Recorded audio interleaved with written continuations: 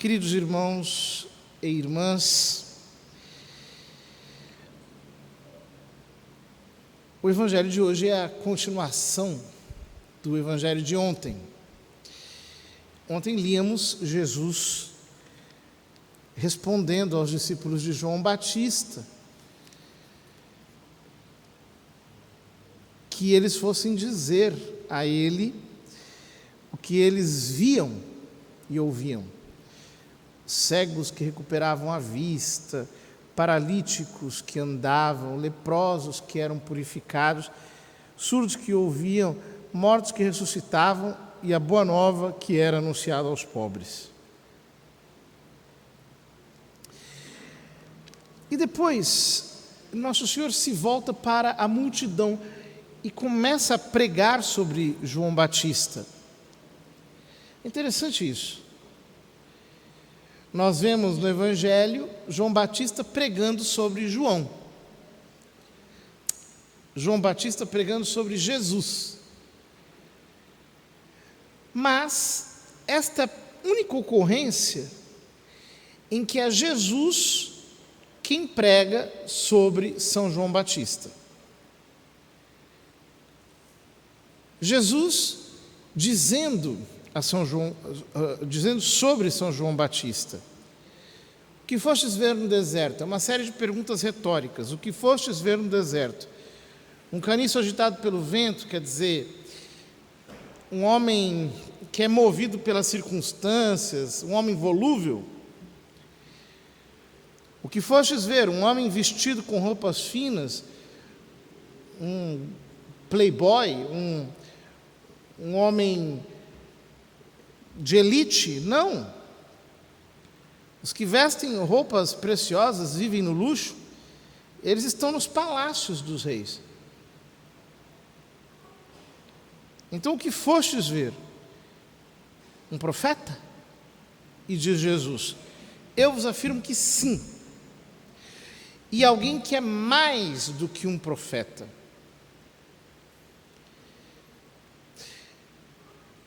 É de João que está escrito: eis que eu envio o meu mensageiro à tua frente, ele vai preparar o meu caminho diante de ti. Ou seja, Jesus está dizendo que São João Batista é um profeta, ou seja, é alguém que fala em nome de Deus, é alguém que fala a palavra de Deus, é alguém que anuncia Deus de uma maneira autorizada. Deus fala através dele, mas ele é mais do que isso. Ele é o precursor, ele é o arauto, ele é o sentinela, ele é o atalaia, ele é aquele que anuncia a chegada do próprio Deus encarnado. Portanto, ele encerra o Velho Testamento. Em outra passagem, Jesus diz: a lei e os profetas foram até João.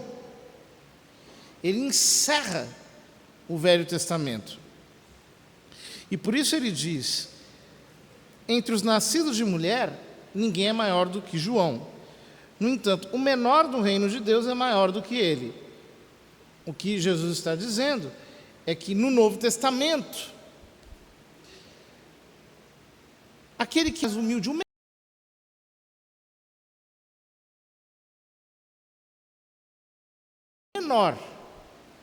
menor, tem um privilégio muito maior do que o de São João, porque convive com o próprio Deus encarnado mediante a fé e tem no seu coração a graça do Espírito Santo, que é dada graças ao sacrifício de nosso Senhor Jesus Cristo. Ou seja, nós não somos tão grandes. Na verdade, nós somos bem pequenos. Mas nós tivemos a graça de nascer nos dias do Novo Testamento, de conhecermos a palavra revelada na plenitude da revelação. Todo o povo ouviu, diz São Lucas. E até mesmo os cobradores de impostos reconheceram a justiça de Deus e receberam o batismo de João. Ou seja, São Lucas está salientando que os maiores pecadores públicos reconheceram a justiça de Deus, o que significa? Reconheceram que Deus é santo e que eles são pecadores, e receberam o batismo de João, ou seja, fizeram aquele rito penitencial, se submeteram àquele rito penitencial, o batismo para a confissão dos pecados. Mas continua São Lucas: os fariseus e os mestres da lei, rejeitando o batismo de João, tornaram inútil para si mesmos o projeto de Deus. Outra tradução diz: frustraram para si mesmos o projeto de Deus. Que palavra dura é essa? E João não era o Messias. João era a voz que clamava no deserto, mas clamava por vontade de Deus, por império de Deus, impulsionado por Deus. Aqueles homens, fariseus e mestres da lei, os caras da religião, aqueles que se diziam piedosos, que eram admirados como tais, estes, à luz da lei, deviam perceber que eram mais pecadores do que os outros, que eram mais indignos do que os outros. Esses tinham que se submeter de uma maneira muito mais humilde àqueles gestos de penitência e confissão dos pecados, mas porque não quiseram se humilhar, porque não quiseram se fazer pequenos, porque não quiseram se fazer e se reconhecer pecadores, eles frustraram para si mesmos o projeto de Deus. Vejam, às vezes nós temos uma ideia muito mágica do projeto de Deus. A gente pensa assim: não, o que Deus determinou vai se cumprir. O que Deus quer vai se realizar, de maneira infalível. Então nós temos um pensamento meio supersticioso às vezes, de achar que as coisas vão se realizar porque Deus é o garante disso ou daquilo. Quando na verdade nós temos o sinistro poder de frustrar o projeto de Deus para nós mesmos. Nós podemos frustrar o projeto de Deus para nós mesmos. E quando é que nós frustramos o projeto de Deus para nós mesmos?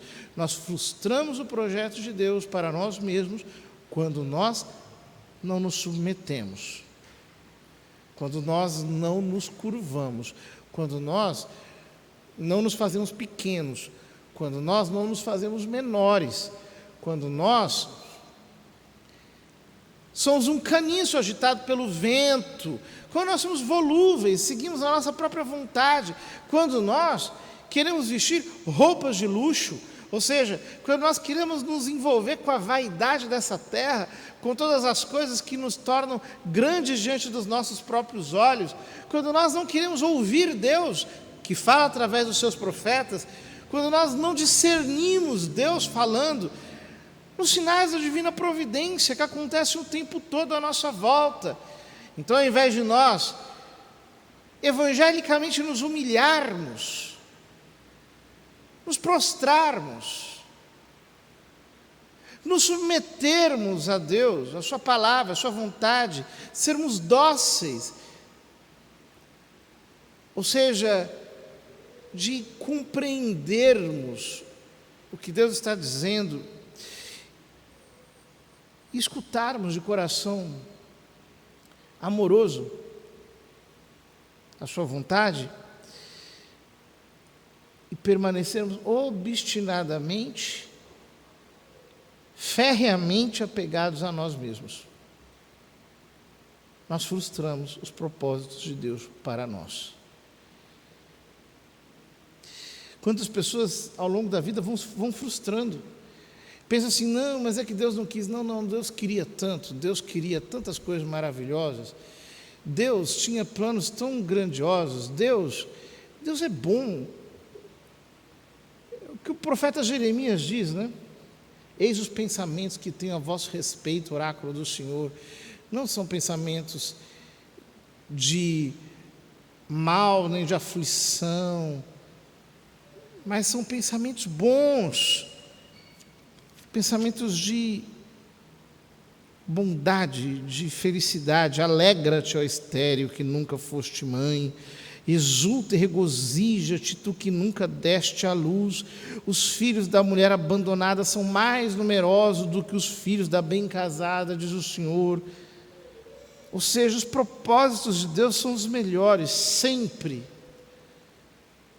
Somos nós que queremos fazer a coisa teimosamente do nosso modo. Somos nós que não temos docilidade, maleabilidade nas mãos de Deus. Somos nós que somos volúveis nas mãos do mundo e diante dos nossos próprios olhos. Somos nós que valorizamos o que é grande, desprezamos o que é pequeno.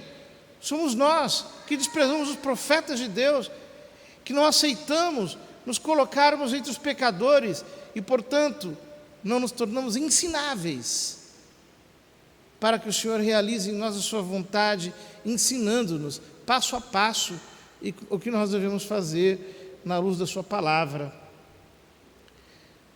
Queridos irmãos, nós precisamos, encerrando hoje a primeira fase do tempo do Advento,